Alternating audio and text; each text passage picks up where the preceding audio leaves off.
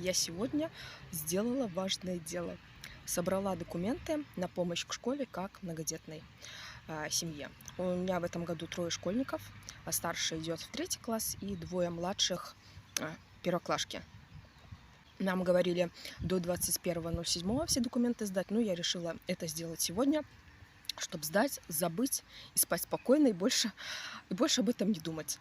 Может, кому актуально, мне надо было 2 копии удостоверения многодетной семьи, потом справка о составе семьи и копии свидетельств о рождении всех несовершеннолетних детей. Ну и базовый счет в банке.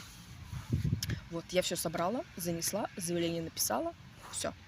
Кстати, в прошлом году я на старшую получала 132 рубля, если не ошибаюсь, и я на эти деньги купила всю канцелярию. Хотя мне писали, что невозможно на такую сумму канцелярию купить. Если все покупать строго по списку, то хватит.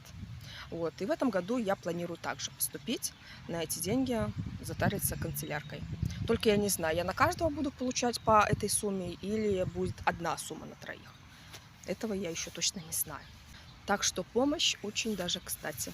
Еще, знаете, хочу отметить такой небольшой момент, что эта помощь обязательно, от нее ты отказаться не можешь. Ты должна прийти и все сдать. Потому что у меня, когда старшая дочка пошла в 1 класс, я не хотела подавать на помощь, потому что мне было как-то неудобно. Мне все равно позвонили и сказали, что я должна все принести.